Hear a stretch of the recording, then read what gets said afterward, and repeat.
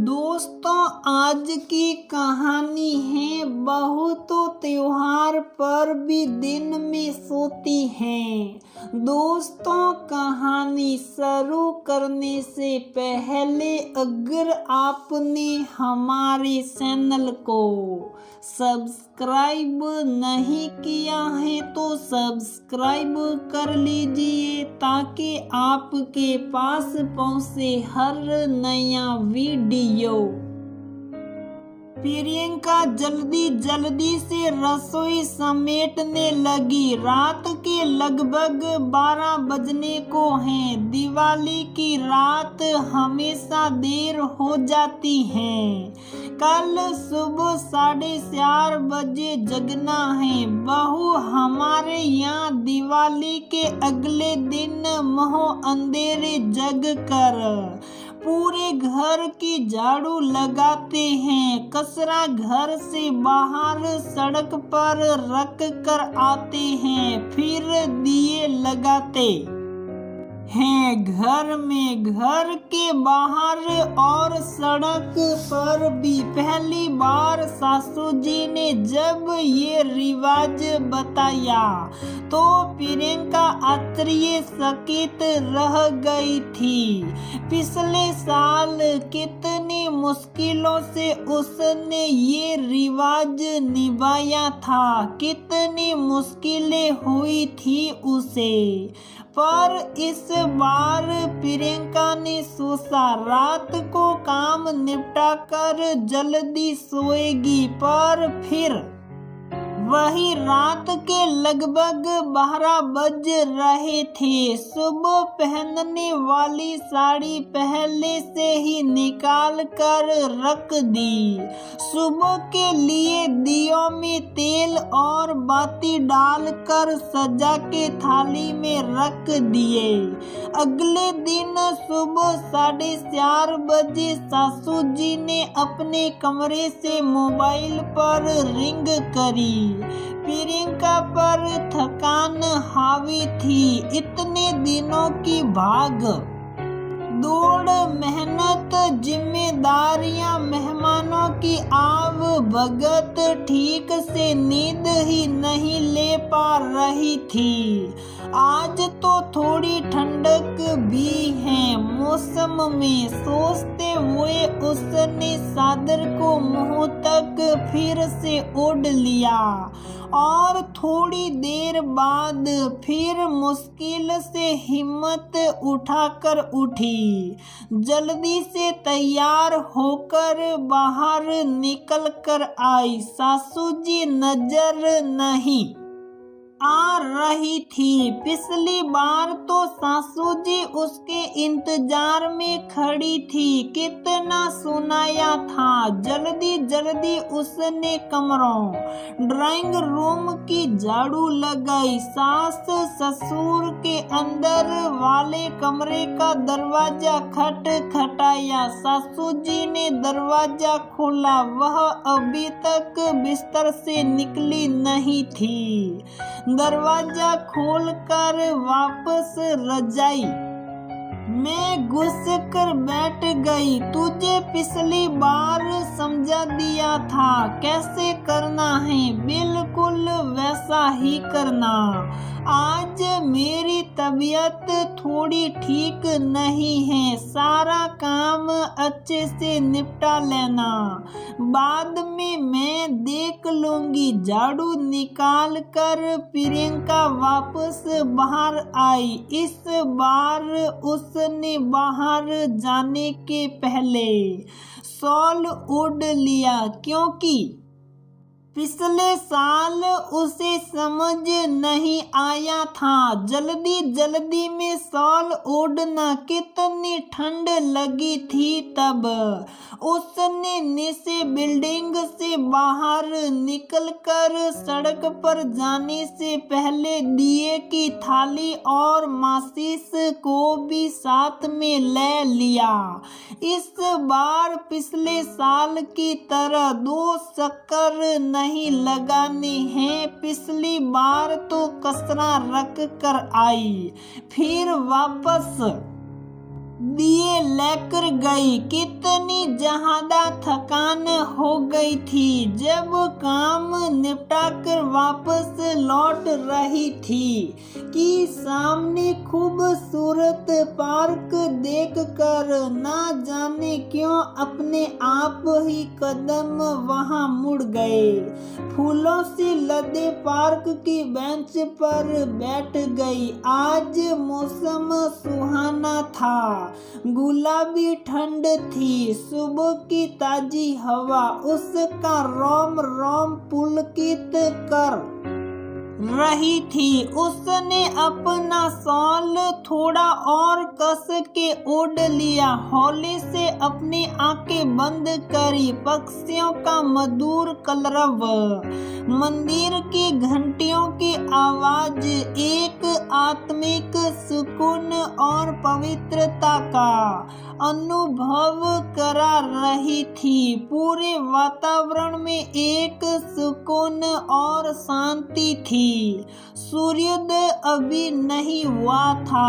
ऐसा क्यों होता है? कहाँ मैं अपने घर में कितने सुकून और मस्ती से सोती थी। कितनी आजादी और सुकून था अपने घर में।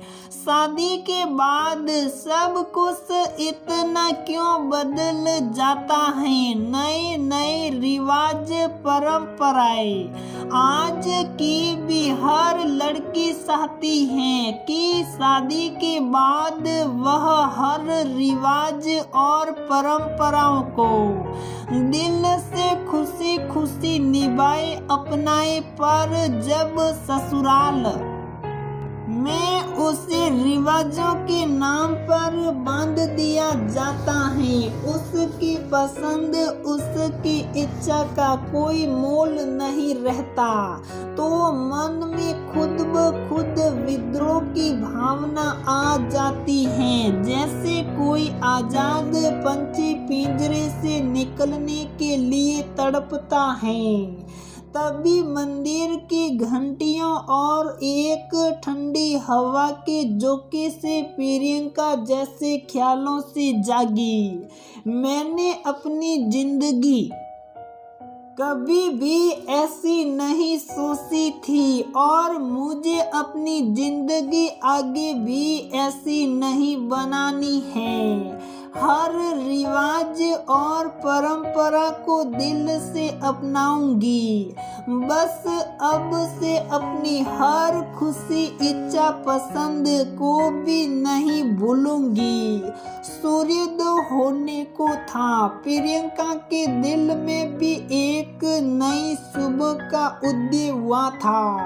आसमान में सिंदूरी लाल रंग और सुनहरी किरणें रोशनी बिखेर रही थी। प्रियंका के दिल में भी एक नई उम्मीद और खुद के लिए खुद से किया गया एक खूबसूरत वादा अपनी रोशनी बिखेर रहा था। घर आकर प्रियंका ने चाय बनाकर थर्मस में रखी और अपने कमरे में आकर लेट गई। राघव, मैं इतने दिनों से बहुत थक चुकी हूँ, तुम तो जानते ही हो। अभी सुबह भी जल्दी उठी थी। अभी सुबह के 6 बजे हैं। मैं 2 घंटे और सोना चाहती हूँ। चाय थर्मस में रखी है। ठीक है, चिंता मत करो, राघव ने कहा। राघव के कहे गए इस एक वाक्य ने प्रियंका की चिंता दूर कर दी और वह सुकून से नींद के आगोश में चली गई। पर लगभग 1 घंटे बाद ही शोर और भजन की तेज आवाज से नींद फिर खुल गई। सासू जी खुद जिस भी समय उठती तब सुबह उठते ही तेज आवाज में भजन लगा देती थी। एक पल के लिए प्रियंका को बहुत गुस्सा आया, पर फिर उठकर बाहर आई। अरे बहू, आज दिन में मेरी सहेलियां और पास पड़ोस की औरतें आएगी दिवाली मिलने के लिए। जी, इस बार आप चिंता मत कीजिए, मैं सब तैयारियां कर लूंगी, प्रियंका ने किचन में आते हुए कहा। इस बार प्रियंका ने अपनी सासू जी से मेन्यू के बारे में नहीं पूछा। पता नहीं प्रियंका में कौन सा जोश आ गया था। फुर्ती से नाश्ते में पोहे बनाए और खाने में दाल चावल रोटी कद्दू की सब्जी।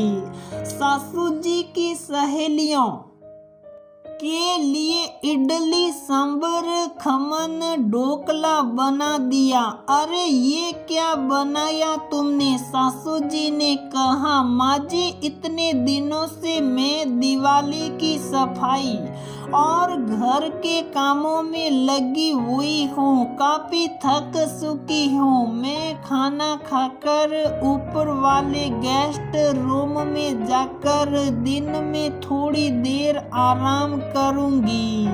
आप चाहे तो कमलाबाई की मदद से सबको चाय नाश्ता सर्व करवा सकती हैं। थकान थी इसलिए इडली सांभर और खमन ढोकला बनाया है। बाकी दिवाली की मिठाई और नमकीन सूखा नाश्ता भी है। कहते हुए सुहाना अपने कमरे में चली गई। पता नहीं उसमें इतनी शक्ति, इतनी हिम्मत कहाँ से आ गई थी। उसके पीछे सासू जी उसे ताने सुना रही थी, पर कभी कभी बोलना, दिल की बात कहना जरूरी हो जाता है। सामने वाले को बताना पड़ता है कि बहू भी एक इंसान होती है, मशीन नहीं। मशीन को भी शायद आराम मिल जाता है, पर बहू को शायद कभी नहीं। आज दिन में जब प्रियंका ऊपर गेस्ट रूम में सोई तो मोबाइल साइलेंट पर था। दोपहर को 2 घंटे सोकर प्रियंका जागी। जब वह ऊपर से नीचे आ रही थी तो सीढ़ियों पर आते हुए उसे सासू जी की आवाज आई। सासू जी कह रही थी, अरे मेरी बहू तो त्योहार के दिन भी दोपहर को सोती हैं। कुछ औरतें सासू जी की कही बात पर सहमति जताकर मिर्च मसाला लगाकर चटकारी ले रही थी, तो कुछ समझदार औरतें बहू की तरफदारी भी कर रही थी। अरे बहू भी इंसान होती हैं, पूरे समय त्योहार और घर के काम काज से थक जाती हैं और इतना सब कुछ तो बना दिया है। तो भगवान का शुक्र मना कि तेरी बहू आज के जमाने में भी सब परंपराएं रिवाज और घर की जिम्मेदारियां इतने अच्छे से निभा रही हैं, तुझे भी मान देती हैं। सासू जी की सहेली आबा जी ने कहा, कहते हैं कि रबर बैंड को इतना भी नहीं खींचना चाहिए कि वह टूट ही जाए। शुक्र मना कि इतनी अच्छी बहू मिली है, ज्यादा परेशान करेगी तो ही बाद में दुख पाएगी। सासू जी की प्रिय सहेली शारदा जी ने समझाया। अपने प्रिय सहेली की बातें सुनकर सासू जी का मुंह मोह उतर गया था। शायद उन्होंने भी अब समझ आ गया था। प्रियंका को पता था कि आज हो सकता है उसने अपनी संस्कारी और आदर्श बहू की उपाधि खुद ही गवा दी थी। मोहल्ले की औरतों के सामने उसके ये छवि बन गई थी कि बहू तो त्योहार के दिन भी दिन में सोती हैं। पर आज प्रियंका ने रीति रिवाजों और परंपराओं के साथ संतुलन बनाना सीख लिया था। एक सीधी सादी संस्कारी और आदर्श बहू की बजाय एक प्यारी और समझदार बहू बनना ज़्यादा बेहतर है। आज प्रियंका एक समझदार और आत्मविश्वासी बहू बन गई थी। आदर्श और संस्कारी बहू के तमगो उपाधियों से ज्यादा एक इंसान के रूप में उसने खुद को मोल दिया था।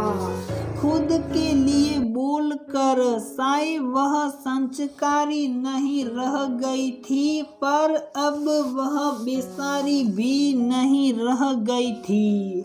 दोस्तों, कभी कभी खुद के लिए बोलना और खड़ा होना भी जरूरी होता है। लोगों का क्या है, उन्हें ऐसे भी कहना होता है और वैसे भी कहना होता है। आज के समय में रीति रिवाजों और परंपराओं में संतुलन जरूरी है।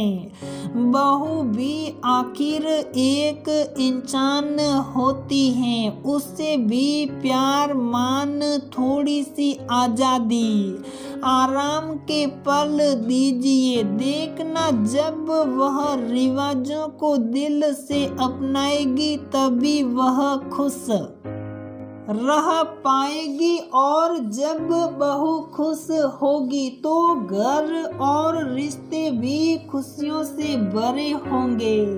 तब कोई सास ऐसा नहीं कहेगी कि बहू तो त्योहार पर भी दिन में सोती हैं, क्योंकि तब बहू इतना भी नहीं थकेगी कि त्योहार पर दिन में सोए।